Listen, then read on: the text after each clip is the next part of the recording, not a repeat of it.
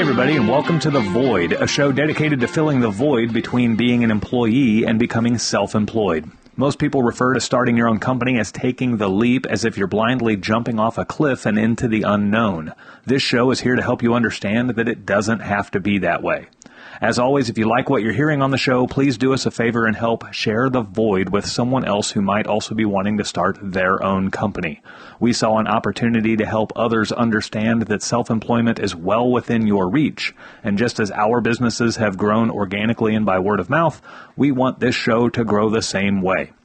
So if you see somebody asking questions about starting their own service-based company, please do us a favor and drop them a link to the show.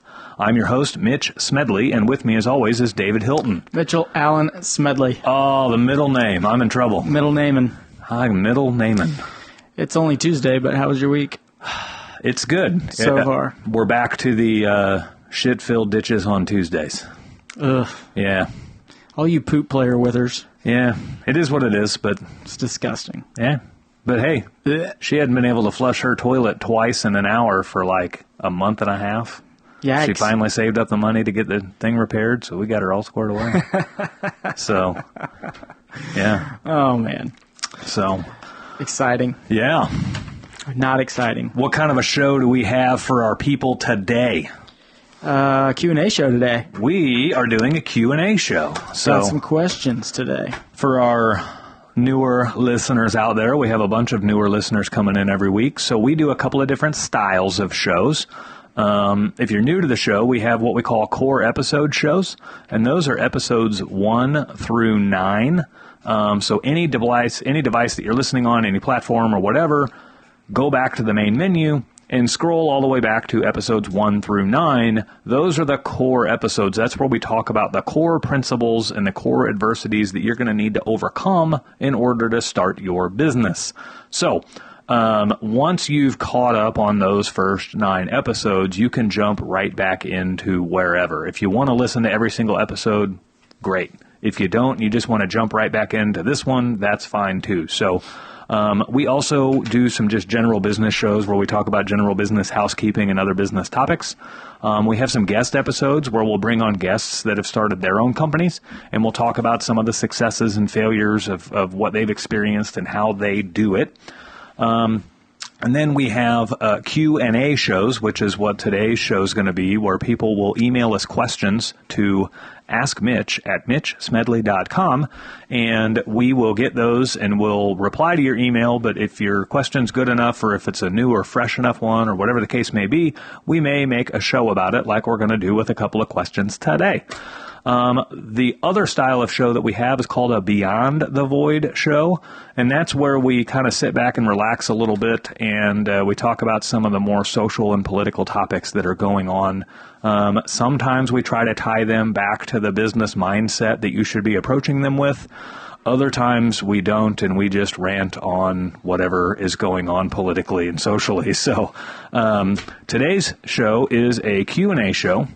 And we have a couple of questions. We had 2 people send in questions that were really good, so we're going to talk about both of those. One, I'm going to pull out my phone here because I have them like on my phone ready to go. One is a gentleman named Patrick from Arizona, and he has been in business for 18 months.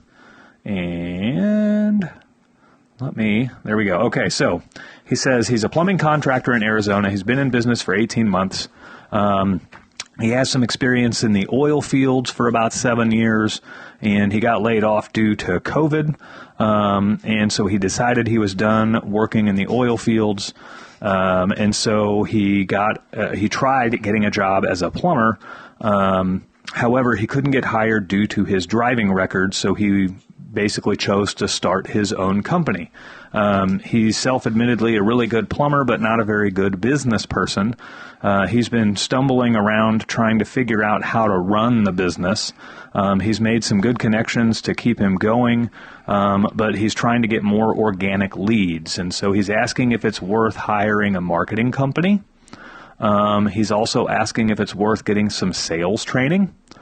And then he's asking if it would be worth hiring a business coach.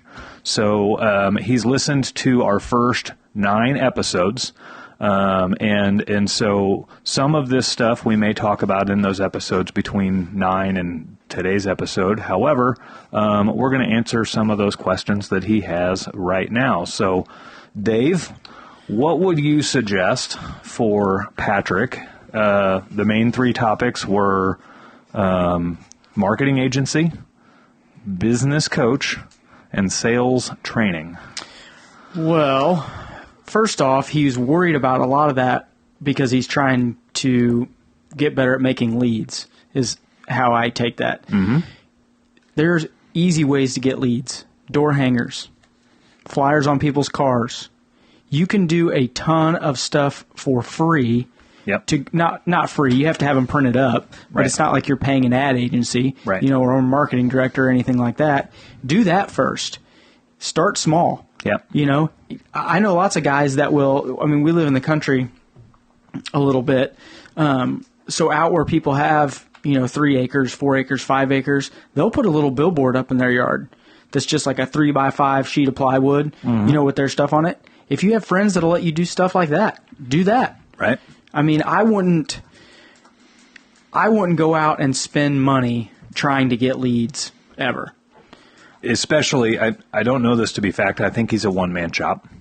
That's how it reads, I would say. Yep. We're very Yep. small. I mean, if you were going to spend some money on sales training, as in closing the sale because you have no actual experience, if you could get it for cheap, I think that would probably be pretty smart. Right. And a lot of companies, like, I don't know if Ferguson does this or not, but when ProFlow comes in there and is trying to push their product, Right. they have classes on sales. Right. Like that would be a great way to start out for free. Right. Just go to as many of those that you can go to. Yep. But no, I'm not hiring a business coach. I'm not hiring a marketing firm. I'm going to try to make as many organic leads as I can on my own. Door hangers, flyers, word of mouth, small billboard, stuff like that. And then I'm going to take advantage of all the free training that I can get. I mean, I know, so Train and Goodman, they push training. Right. Because they want you to be, now obviously plumbing's a little different field, but Yep. I'm Yep. sure like Ream probably pushes stuff, and then they have a sales part Yep. or a, whatever. Yeah. There's a lot of free ways to do it. Yeah, and two, so like I would probably I'll start the answers with like the marketing agency side of things. You shouldn't need a marketing agency for a one-man operation. You should be able to find enough work to keep yourself busy, especially in the plumbing field, because it's really hard to find good plumbers. Now, your definition of a good plumber and a customer's definition of a good plumber might be 2 separate things, right? The customer's definition of a good plumber is going to be a plumber that answers the phone and a plumber that shows up when they say they're going to show up and a plumber that returns phone calls. Those are all, like, customers don't really understand how well a plumber fixes a pipe, right? Like, I could fix a pipe, you could fix a pipe. My fix might be better or worse than yours, but the customer doesn't care, doesn't know. Yeah. It's fixed, right? Yeah. However, if you returned all the phone calls and you showed up on time and you did everything you said you were going to do versus I dropped the ball on the phone calls and I was 30 or 45 minutes late and, I didn't do everything I said I was going to do, they're going to view you as a better plumber than me because that's the service the customer's looking for. So customers are going to view you based off of your service. The keys to getting work when you're a one-man operation, you should have more work than you can physically handle. So the keys to staying busy when you're a one-man operation is literally making it easy for customers to find you, right? So you want to have like a Google My Business page. I mean, if you go back to episode 36, we talk about how to get Google reviews. So find that episode because that one gives you literally every single thing you need to know for how to get Google reviews. Make it easy for customers to refer you and let customers know how important their referral is to your business. That's free. It doesn't cost you anything. And when you're new and starting out and just by yourself, you don't have a lot of money. So hiring a marketing agency is kind of scary. The other things that go along with that is making sure that you're being a good customer or being a good plumber to the customer. You're showing up on time. You're answering the phone. You're dressed appropriately. Your vehicle looks appropriate, right? Like, it would make a customer really uneasy if somebody's shows up late, their voicemail on their phone. Like, I don't always answer my phone, but I always return the phone call. But like, if the voicemail was like, "Hey, this is Mitch, you know what to do," like, that's not going to put the customer at ease. So having a good voicemail and things like that are going to help out. A good looking business card. Business cards are kind of on the wayside nowadays. Like, everything's so digital. However, there's still a lot of people that ask for them. Yeah. And anytime somebody asks you for a business card, always give them 3. And tell them, when you hand them 3 of them, you say, there's 1 for you and 2 to give away. Yeah. You're just giving them, every signal you're giving them is, please refer me. Yeah. So. And business cards are cheap. Yeah. Dirt cheap. Dirt cheap. Dirt cheap. For nice ones. So that's the marketing side of things. On the sales side of things, sales training, yes, I'm a huge advocate of sales training because most of sales training is learning how to understand people. And so you can serve customers better if you've been through some sales training. You can also, you can serve your future employees better if you've been through some sales training, because you're going to understand your future employees better. So sales training is huge. You can spend as little or as much as you want on sales training.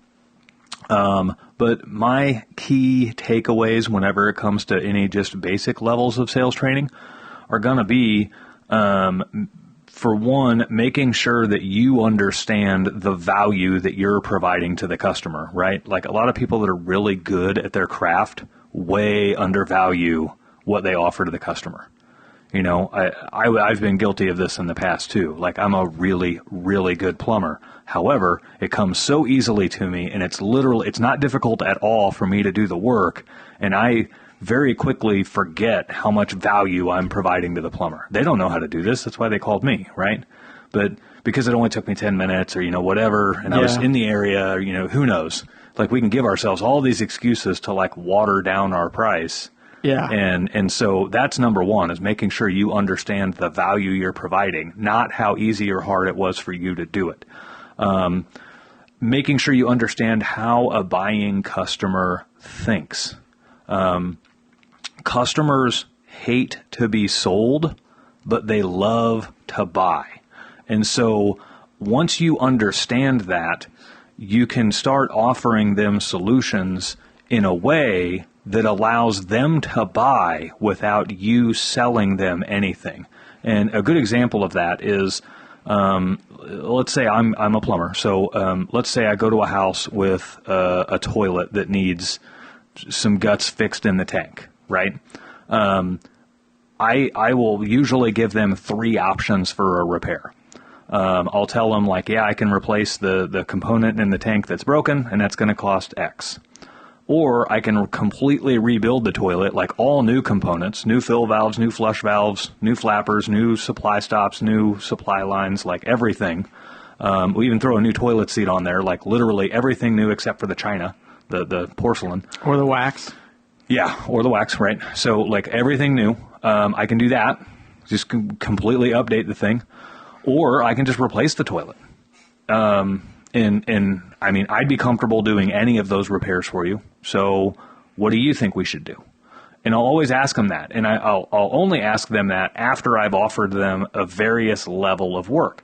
And so what that does is that puts the ball in the customer's court. Now they can spend as little or as much as they want, right? Because undoubtedly the minor fix is going to be a lot cheaper than like a whole brand new toilet. But they know, like, a customer is very quick to understand that a minor fix is going to come with limited warranties and limited reassurances that it's going to keep them going for a while. The moderate fix, we're going to replace everything except for the porcelain, so now the assurances and warranties are better. And then obviously you can't beat new. The new toilet's brand new. So it lets the customer buy at the level they're comfortable buying at. And you can't ever you can't ever assume what the customer's going to say, because I've had some people like, they'll say, I'm moving in a year, so just do the basic one, the bare minimum, just get it by. And then I've had other people say, and meanwhile, I'm thinking like they don't really need a new toilet. But they'll say like, I've hated that toilet ever since I moved in, just replace the thing. Yeah. And I mean, you could have done whatever, right? However, if I never gave them the 3 options, I would have just cost myself a nice larger sale of the new toilet. But more importantly, I would have damaged my reputation to the customer, because if I would have gone in and offered just that Band-Aid fix and they really wanted a new toilet, now we walk away from that and the customer's going, I was kind of hoping for a new toilet. Like the customer was relying on us to suggest it. And so if that toilet gives them any problems in the future, well, then it's like, well, now I need a new toilet, and now I wasted money on this half repair or partial repair before. And so you evade all of that when you give a nice array of options to the customer. I've seen you do this before. I'm going to cut in, sorry, here. Yeah. Where our producer, yes, Austin here, he's a videographer for our company, and he rides around with me sometimes and films some of the repairs that we do. So Austin's got to see this live and in action. That would be a painful job. Yeah, well, the thing is, too, he allows his sort of conversation to breathe, where, like you said, is he doesn't go straight in and get nervous and is like, well, we'll just go and do this. And is it okay? He just says, these are the options. And it's almost kind of like he doesn't say, he's never like, hey, can we just go ahead and do this or go ahead and do that? It's like, no, he just sort of, lets it kind of like set for a little bit. And then, Yeah. And never... you try to never assume the sale, right? Assuming the sale means you've made a prejudgment about the customer and how much they're willing to spend or what they might want. But also, it just makes you sound cheesy. Like car salesmen, the stereotype. There's really good car salesmen out there, but the stereotypical car salesman, they're like the epitome of this, right? We're just going to go ahead and do this for you. Just go ahead and write up this deal right now. Like, you got time to do the paperwork today, and they're like pushing you, right? Yeah. You kind of leave it open where it's like, you'd be fine with coming back in 10 years from now and doing just because of how the urgency isn't there, and that kind of plays to it where it's like, we could do this, but right. I just kind of, he lets it breathe. Yeah. And I mean, a car salesman's a great aspect to it too, because nobody enjoys the car buying experience, but everybody loves the feeling of having a brand new car. And so that plays right into what I was saying about customers hate to be sold, but they love to buy. And so the reason they love to buy, they love to buy on their terms. This is why Amazon is so popular, right? Mm-hmm. I can avoid all of this crap and everything else, and I can literally pick what option is best for me. I can look at reviews. I can, that one's a little priced high. That one's for that middle ground buyer that never... There's a lot of people that never buy the top option, and they never buy the cheap one. They feel most secure with that middle option. All the middle. Yeah, and so they'll say okay, that's the most expensive, that's the cheapest. I'm going to go with this one in the middle, And then you've got some people that I assume are just loaded, and they organize their search results by highest price first, and they just buy those. Yeah. What's surprising too is it's caught me off guard how his style, it's the customers will come in and they'll ask for something that's really expensive, and it's just oh, okay, they were wanting, had you been let's go ahead and do this minor repair, that wouldn't have given them the chance to come in and say, hey, let's just replace everything. Yeah, and as tradesmen, we're fixers, right? So it's very easy for us to walk in and I can fix this. I can repair this. And we're almost afraid to offer them a replacement because we want to flex our fixing skills. Well, the customer, fixing it might not be the thing the customer wants, right? Let's, again, go back to cars. Let's say you have a 9-year-old car with 250,000 miles on it and the transmission goes out and you take it to the dealer. You're probably kind of wanting a new car. Mm-hmm. And so if the dealer was no new cars, we're going to fix it. You'd be a little turned off, right? And so what you would really appreciate is the dealer going, look, we can put in a remanufactured or refurbished transmission for X. We can do a whole brand new transmission for Y. Or I don't even know if this is a thing or not, but if you're looking for a new car, I can like get a trade-in value on this one for you, even though it's got a bummed up transmission. Like I can still figure out what it would be worth on trade-in if that's what you're looking for. I don't know what you're looking for. Just you tell me what direction to go.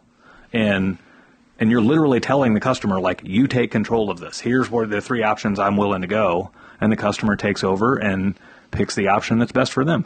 The coolest part about doing it that way is customers feel like they have to say no to some things because they hate being sold. And so they're going to say no to things. And if you only give them one option, you're probably going to hear that no, right? If you just tell them it's X amount for a repair and don't give them any other basis to go off of, they're immediately going to think your repair price is too high. And they're going to think it cannot get it cheaper somewhere else. And all of these things go into their head. Well, if you give them those 3 options, well, now you're qualifying even that Band-Aid repair price. Like, it's cheaper than this one, and it's a whole lot cheaper than this replacement option up here. And so it gives the customer an option to say no to 2 things while still giving you an opportunity to get a yes and make a sale. So that's the easiest sales advice I have for a one-man shop. And if you're doing it that way, you're not going to have any problems. You're not going to have any problems at all. Yeah. Free sales advice. Right. And Per Mitch. And two, with the aspect of plumbing is that sometimes whenever someone, like, life gets so busy, and they're like, do I want to watch and see if he can fix it? Or all of a sudden the replacement starts to sound a lot better. Yeah. Well, and so like, I've worked at an organization before where they skipped that step in general, and they trained their guys to convince the customer that it can't even be fixed and we just have to replace it. Well, now that customer has a very low level of trust with you, right? Like, they may have wanted to replace it. However, they kind of wanted to qualify your skills to see if you could even fix it. And so on some of those, I'm very upfront with the customer. I'll be like, I can fix it, but I don't know if that's what you want. Like, do you want it fixed or do you want it replaced? And like, we can go either way. And customers love hearing that. And I'm not going to say that there's like a certain percentage or anything that goes one way or the other. It just makes it easier for them to say yes to something. And ultimately, that's what we're in the goal of. We're in the goal, like, for us, mobile in-home service plumbers, like, we drive out to customers' houses and fix their plumbing. Our goal is to make a sale on something every call we go to. And so, I don't really care the value of the sale as much as I care that, like, we made a sale. Because it's impossible to make a customer happy unless you can do your craft for them, right?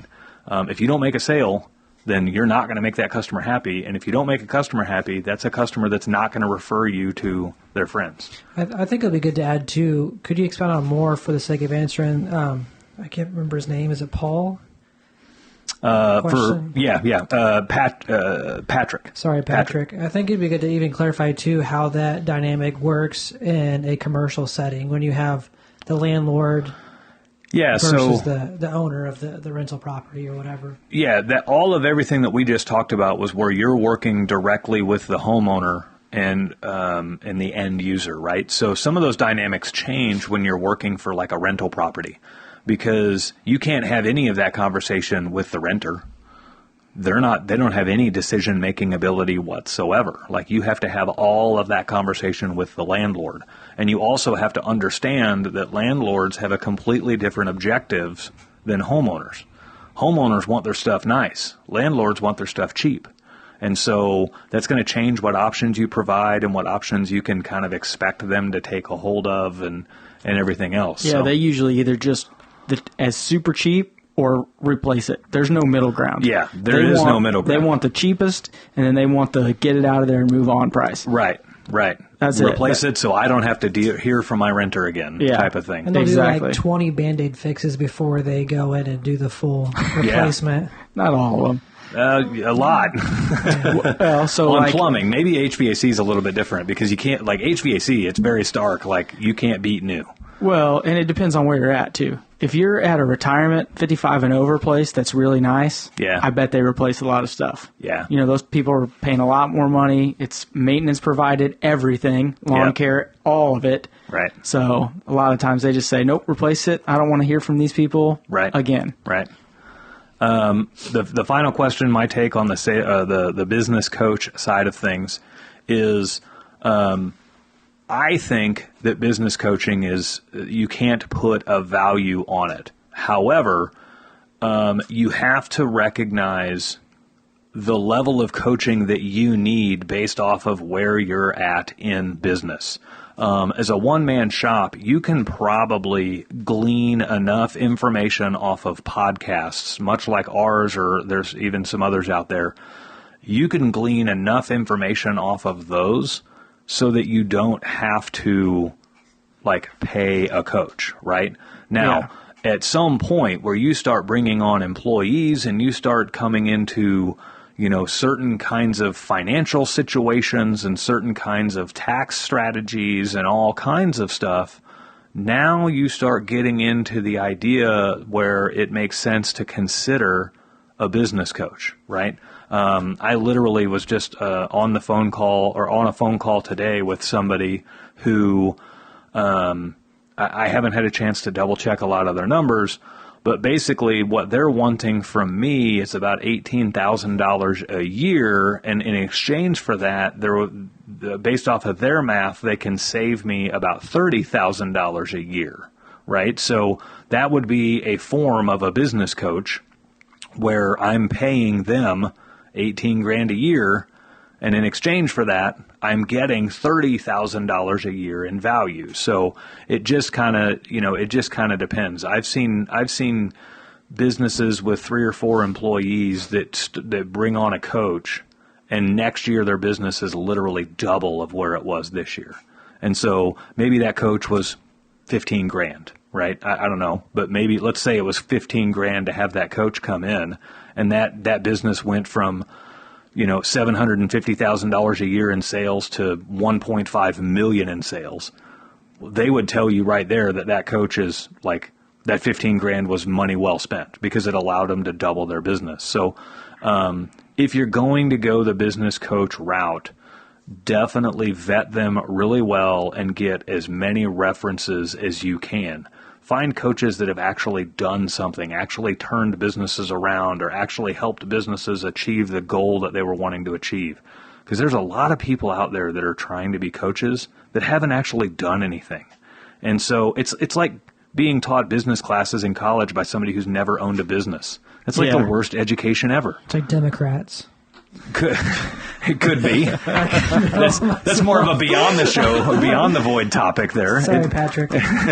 It could be, but make sure that they've actually done what they're claiming they can do for you, and double check it with references. I mean, coaching's not cheap, so before you spend that money, make sure you're going to be it's money a well lot spent. of money. Yeah, and it's hard to, depending on where you live. I mean, if you lived like 2 hours from here up north, the chances of you finding a business coach are pretty slim. Well, most business coaches now are virtual. You're going to email them some of your business documents. You're going to have Zoom meetings. You're going to have phone calls. You're going to have all that kind of stuff. Like, you might not actually, maybe 4 times a year you would see your coach, like, in person. So ultimately what coaches, like, really, sales training and coaches both, what all that does is literally like you're in a box, you've got tunnel vision, you're only seeing things in one line of sight and in one view. And a sales trainer or a business coach, either which, it's literally their job to expand your vision and open up new horizons to things you've never seen before.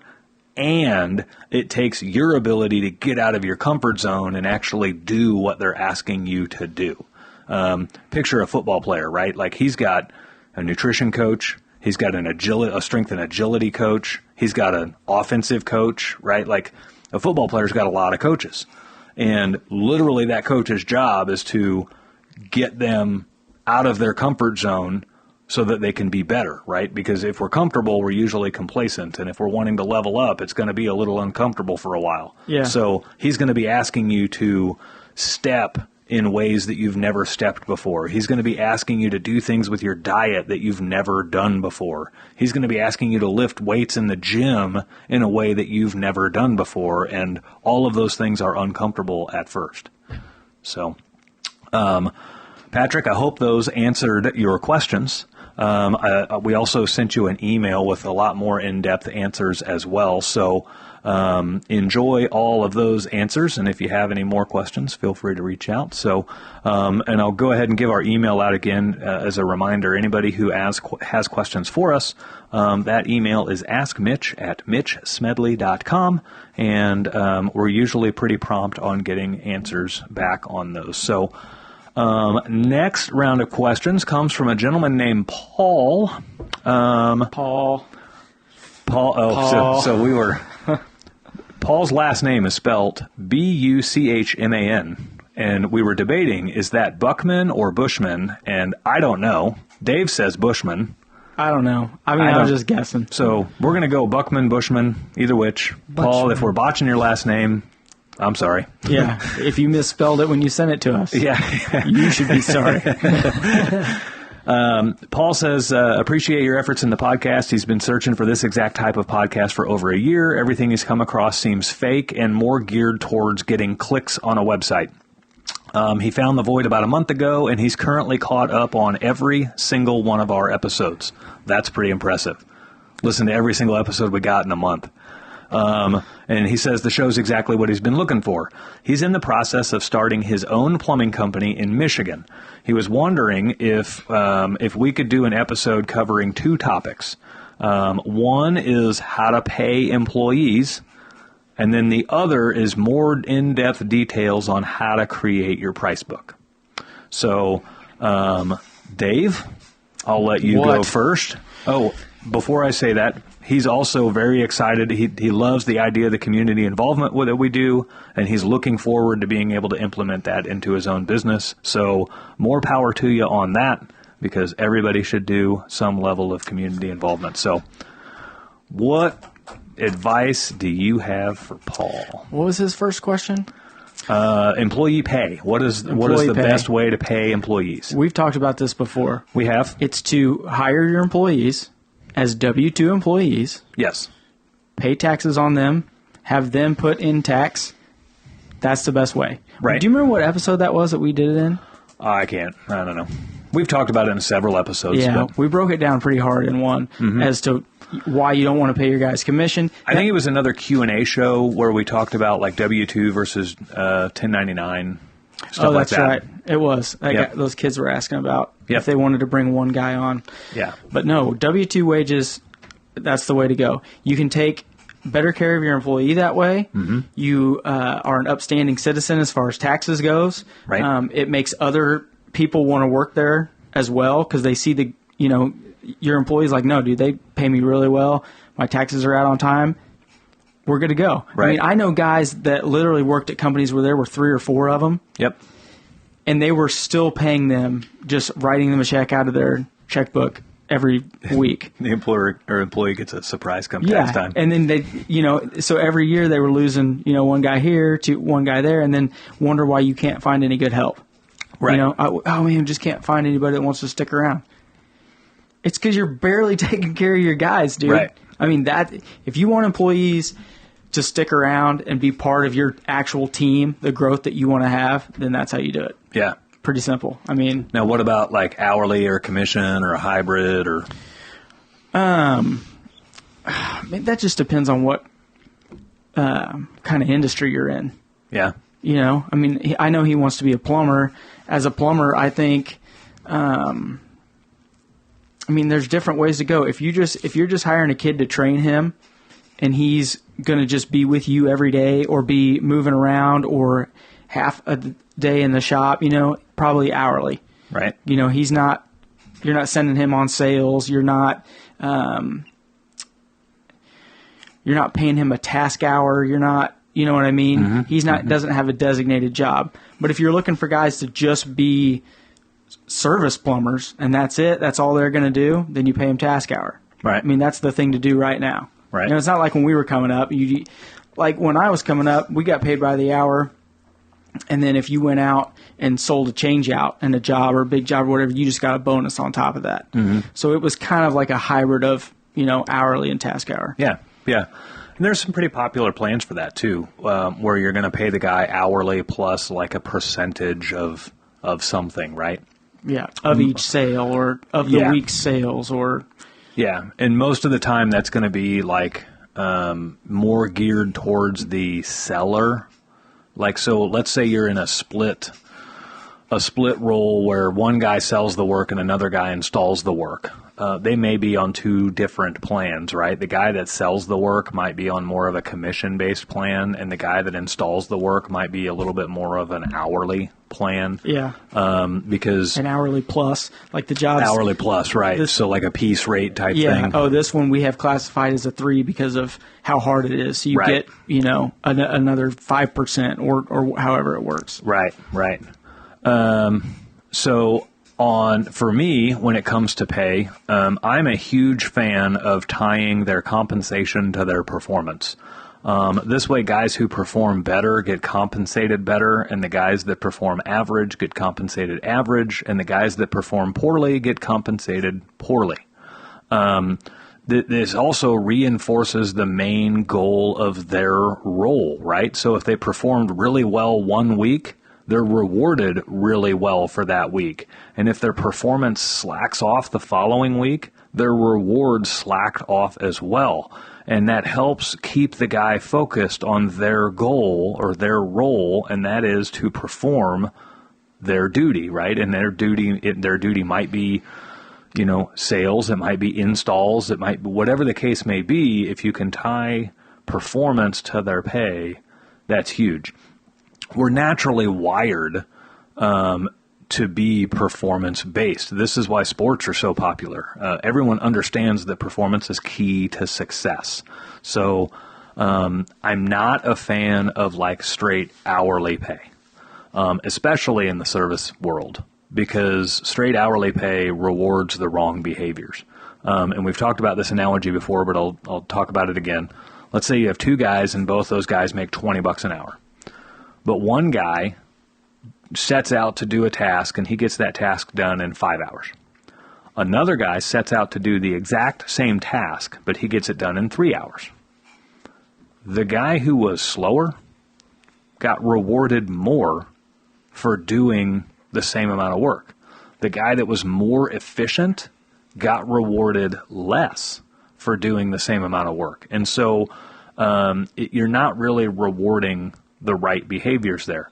And if your business is selling on like on a time and material basis to your customers, that compounds things even worse, because now your customer's bill goes up because you had a slow guy on the job, right? So now the customer has to pay more because the guy was slow, and that sucks too.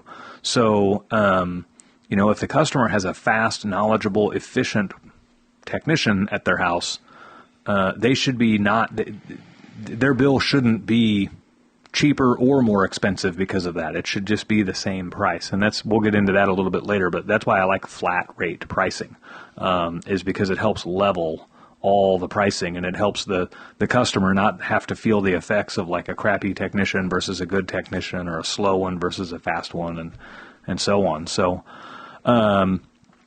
one of his other questions was more details on creating a price book. What advice do you have for him there? I have one piece of advice. Well, two pieces. So go back. I know he said he already listened through 1 through 9. Mm-hmm. Well, there are 2 episodes in there where we talk about just going through it, how to set it up. Yeah, let me go. I think it's... I got a fairly fast way. 5 and 6? I can't remember. Give me 5 seconds. Jeopardy theme in the background. Do, do, do, do, do, do, do. Not that one. Getting there. Waiting. Bueller. There we go. Okay, so... Which ones were they? Let's see. Episodes 5, 6, and 7 are That's right. systems and process episodes. So let's see if we dive into further. Episode 5, we talk about bookkeeping software and great banking practices. Episode 6. Oh, boy. Hit the wrong button. Oh, man. Scrolling back down here. Episode 6 was differences between LLC and S-corp and understanding those differences. And we talked about key performance indicators.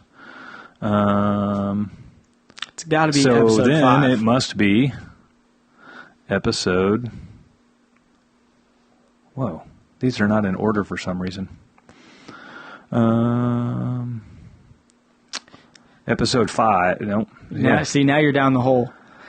Episode 4 is going to have to be where it is. How to build your price book. So we talk about how to build your price book and how to select a great customer relationship management system, or CRM. We do that in episode 4.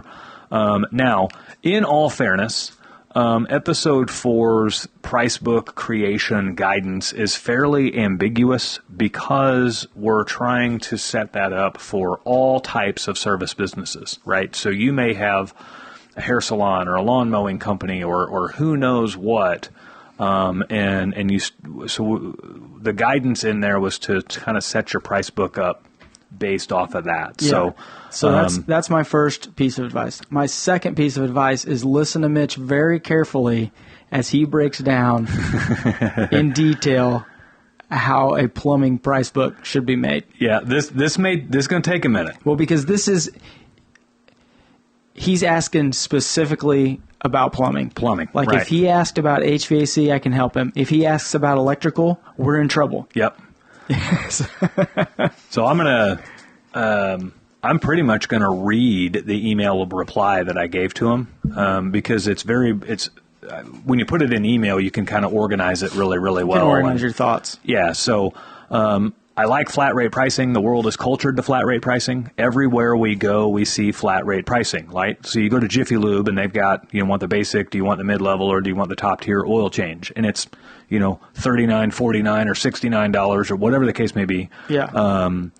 And it doesn't matter how long it takes them to change your oil. It's still $69, right?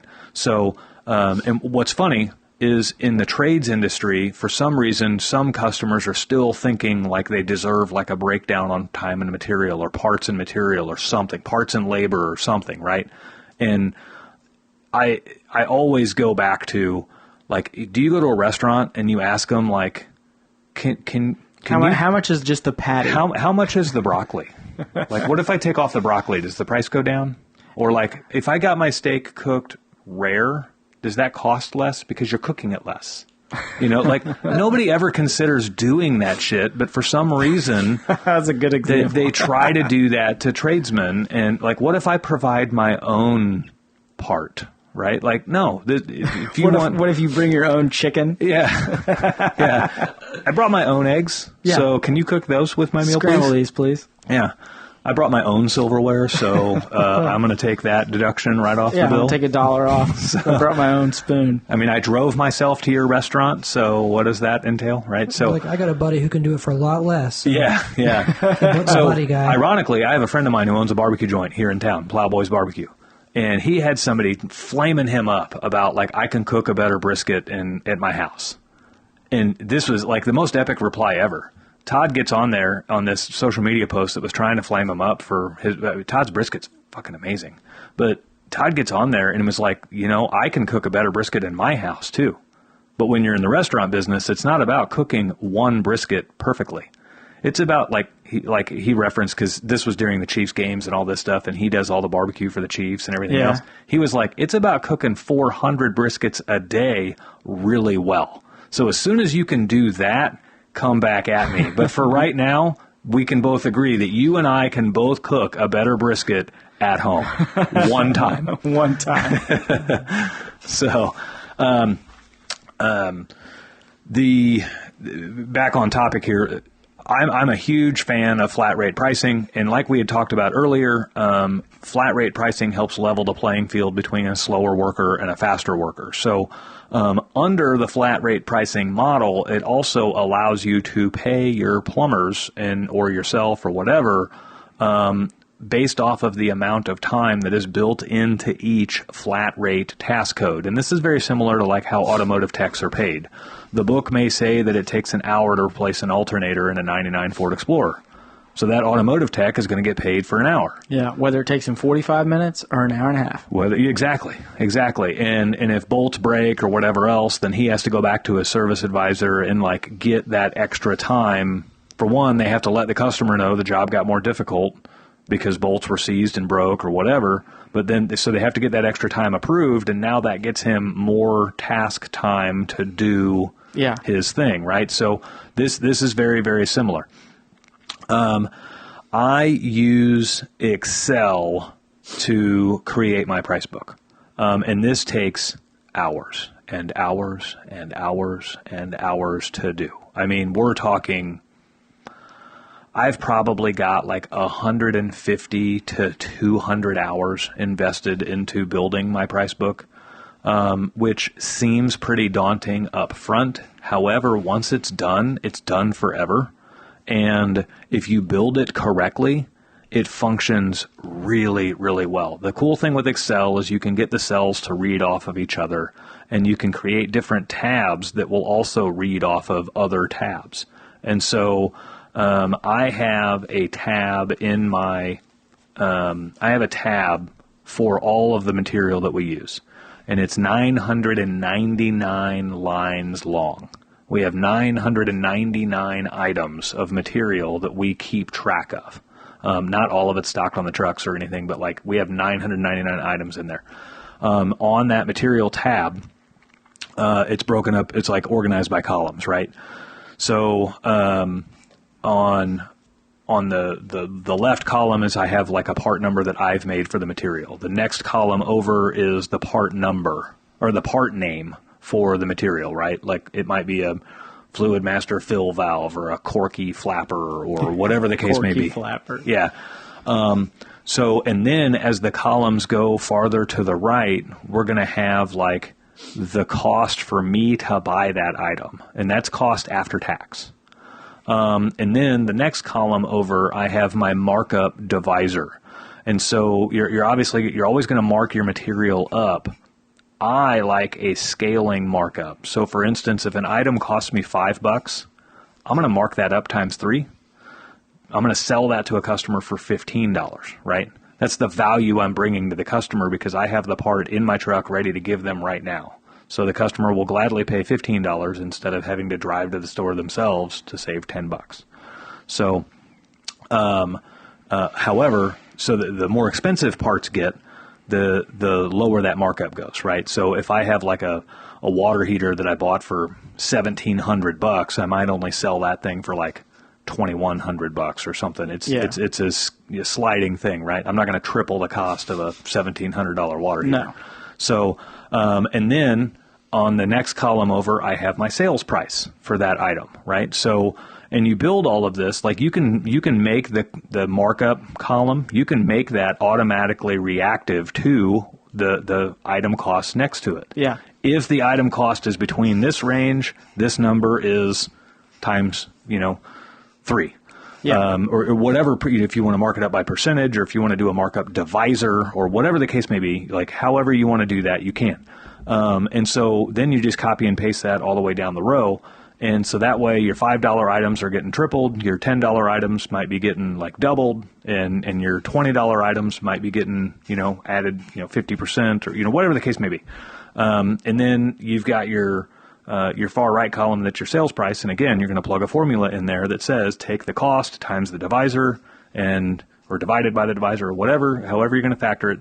And it's going to develop your sales price. And so that way, once that's done, like let's just look at this on a small scale for a second.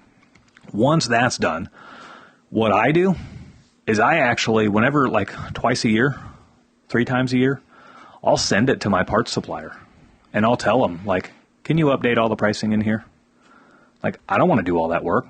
They're the ones making money off selling me parts. Yeah, they don't mind. They usually don't mind doing that kind of stuff. No, I'll literally send them a copy of the file and I'll tell them, do not get it out of order. Because they'll go through, and they've got a copy, right? So they'll go through and they'll edit old price, new price, old price, new price, so you can kind of see what the difference is. But then they'll put it all in order, and I can literally copy that whole column when they send it back to me and paste it into my new price book, and boom, in literally like 3 clicks, and all of my material cost is updated. And it cost me an email, about a week and a half for them to get it back to me, because 999 items, it takes them a minute to get it all. And then a couple of clicks, and we're done. So that is my materials tab. Okay. So now, if we flip over to like my tasks tab, we have about 350 tasks, I think. So a lot of tasks. It's a lot of tasks. So plumbers, I mean, there's a lot of different possibilities for repairs for plumbers. If you're, it just depends on what you do, right? And we might have a little too many tasks. I don't know. But I try to have a task for like every realistic thing that we might have to do in a customer's house. Swung hammer 5 times. Is that miscellaneous? Yeah, but if I swing it 10, I have to do that quantity times 2, right? $4. Yeah. Picked up newspaper from customer's driveway. Yeah. So my tasks column is all of the tasks that we would sell from, right? It's everything from my trip charge to my diagnostic fees to my repair pricing to my water heater installs. Like we've even got like whole house repipes in there, drain repipes, all kinds of stuff. And so how those are organized, again, all the tasks are on the rows, and then everything is organized through the columns. So for me, my left column is my left column is my task number or task identifier of some kind. And I have a nomenclature into my tasks that kind of give a hidden message to the plumber on how much time is included in that task. So it might be like drain pipe repair, and it includes 1 hour of time. So hypothetically, that task might read like DPR for drain pipe repair, and then it might say like 100 for 1 hour. That would be like 1.00 hours, right? Let's say we have a drain pipe repair that includes 2 hours of time. Then that would be like DPR 200. Or let's say it includes 1.5 hours of time. It might be DPR 150. And so that allows you to kind of group your tasks together while also identifying to your technicians like how much time is allowed for them to get the work done in that task. Next column over is the task title. And then we start getting really, really in depth. So before I get too far in, there is a cell in the upper left-hand corner where I have my flat rate hourly price. Now, if you're time and material, your hourly price is significantly lower than if you are flat rate, because flat rate has to figure for all types of uncertainties. Time and material, if I show up to your doorstep, that clock starts. And if I have to leave and go get parts, I'm still on your clock. Yeah. And if I have to drive back from the parts supply house and come back to your house, I'm still on the clock, right? Yeah. So like there's no way to lose on time and material. There is a way to lose on flat rate, right? Like if I didn't factor enough time and now I have to go get parts, like I'm kind of behind the curve. And so your time and material, your flat rate price is usually going to be a lot higher. So you've got like the column that has all of your task titles in it. It might be replace toilet flapper. It might be rebuild level 1 of a toilet, or repipe, drain piping, or whatever the case may be. Next column over is going to be how much time is factored into that task. So it might be a half hour, 1 hour, a quarter hour, 3/4 of an hour, whatever the case may be. That's how many hours are included in that. And I lump mine into hours, right? So it's going to, instead of minutes, it's going to be hours. So like a quarter hour would be 0.25, and that's 15 minutes. But it gives me a whole number or a decimal number to work with. So next column over from there is going to be miscellaneous material. So like as plumbers, sometimes we're using solder, we're using glue, we're using rags and cleaning supplies. We're using things that you can't really like sell the whole thing to that one job. And so we've just factored in a miscellaneous material cost for all of our tasks. So like installing a water heater, I think it probably has like $30 in miscellaneous material. And that covers our solder and our MAP gas and our cleaning stuff or we're cleaning up around the space. Sandcloth. Yeah, things that get consumed on multiple jobs.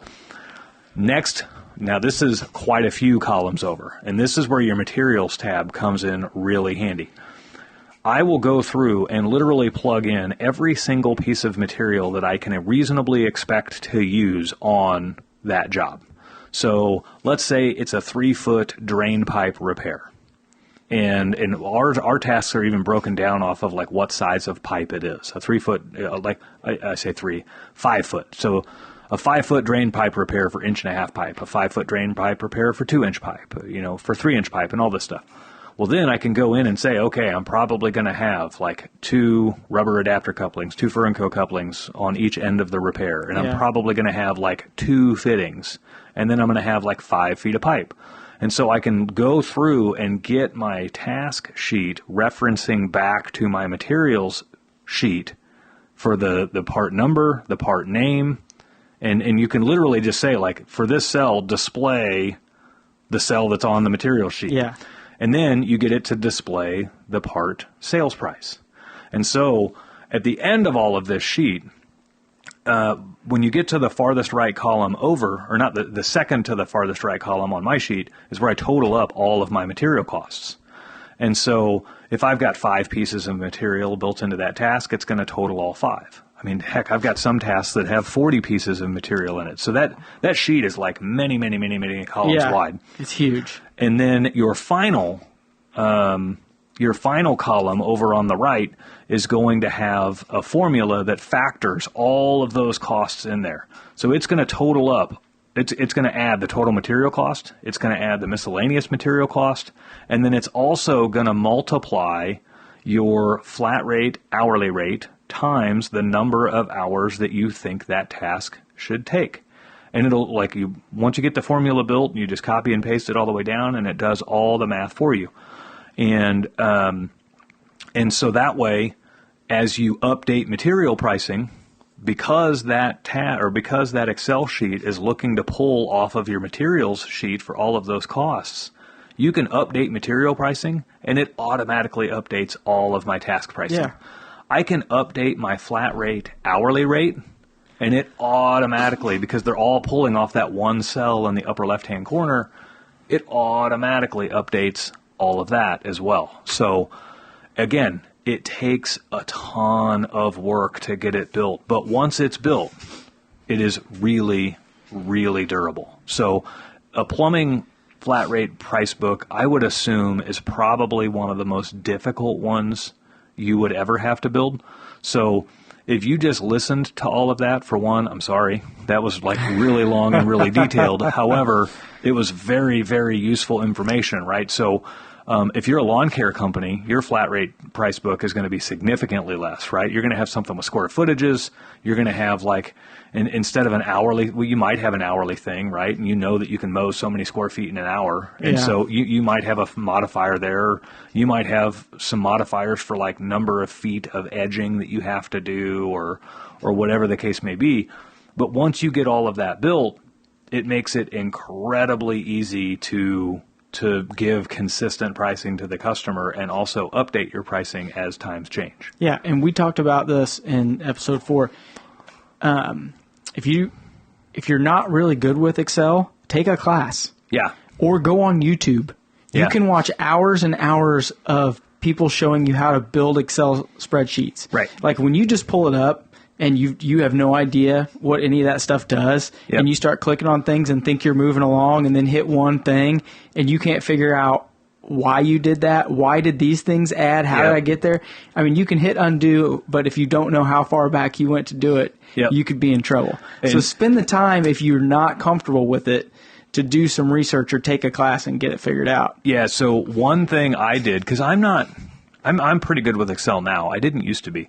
One thing I did, instead of saving my sheet, like I would put in 3 or 4 hours of work on it and then save it, right? And then 3 or 4 hours of work. And then I started realizing, like, it took me weeks to build mine because I was building mine while I was working for somebody else. And so what I started to do was I would, instead of saving it, I would save it as a copy. And then I would name the copy like the revision date that I was on. And so that it gave me the peace of mind to go like, okay, last week is where I made a mistake, and so I need to go back to that revision and see if you can find start from there, right? And then once you get it built and everything's functioning right and everything else, well, then you can just delete all those revisions because you've got the finished product over here, and those are useless at that point. So, but that is like it's like my playbook, right? And a college football or any football team would never share their playbook with anybody else. I may have like overshared like how mine's built just right there, but it takes a ton of work to put together. But once it's together, like you'll never have to modify it after that. Like the modifications you're going to do, you might be adding repairs. Like let's say they come out with new products or new items that you need to come out with a new code for. So just minor updating. Yeah, minor updating, updates in material pricing. You may expand upon it a little bit. Like I've gone and made some variations where it's like, sometimes this job takes 15 minutes, sometimes it takes 45. And so my code may have only allowed for a half hour. And so I built other codes around it. I built a code that does the same task in 15 minutes, and I built another code that does the task in 45 minutes. And so that way my guys out in the field can look at the job and go, this is one of those 45-minute ones. All right, I'm going to use that code. Yeah. Instead, and so it helps give them more tools in the field to work with. So, for $10,000, I will steal Mitch's price book and sell it to any of you. Yeah. One at a time. And he would do it, too. I would do it. He would do it in a heartbeat. Damn right I would. I could probably sell that thing for boatloads of money. I bet you could. I could probably do that. So I bet you could. And just use it like a... I don't know. Your client books that you can sell, whenever you retire, and be like, your play. Oh, geez. Yeah. And we talk, like one of those core episodes, we talk about building your CRM. That grabs all your client info. Yeah. And so, we've got thousands and thousands of customers, and we have all of their info, names, addresses, phone numbers, buying habits, like everything. And so we don't sell it. We don't do anything with it. But God, I'd hate to think what somebody would be willing to pay for that kind of information. Like we have the age of their equipment on there, how old their water heaters are, how old their furnaces are, like everything. Well, I know a guy who's planning on selling. Like you can value it, and it's probably millions. Yeah, it could be. So it's worth a whole lot more to us than it is to anybody else. So that's why I'm not. And their privacy is worth a whole lot more too. Like literally, when we're booking all their information and we grab their email address, we tell them like we don't sell any of your information, we don't spam you with stuff. So we'll uphold that promise to the customers. So. Oh man. Well, lots of boring, good info in there. Yeah, good info, but you kind of have to trudge through it. So this would not be an episode you'd want to listen to if you're not concerned at all about price books. So, but too late, suckers. Great questions there, and so the emails that we sent were even a little bit more in depth than that. So. If anybody has any questions at all, feel free to email us at askmitch@mitchsmedley.com. And you can title the email with whatever your question is. If you want it to go to a specific one of us or whatever, you can throw that in there. But yeah, just shoot us your questions and we'll be happy to get back to them. So that pretty much wraps up everything for this episode. So that's it, man. Guys, do us a favor, help share the show. If you wouldn't mind, whatever platform you're listening on, please go give us a review on that platform, especially after a show like this one where we gave you such bomb info on how to build a price book. I think that's worth a 5-star review. So if you wouldn't mind, give us a 5-star review. Literally just pull out your app right now and just go give us a 5-star review on that. We would really appreciate it. It helps us come up in the searches a little better. So until next time, guys, we will see you later. See you guys.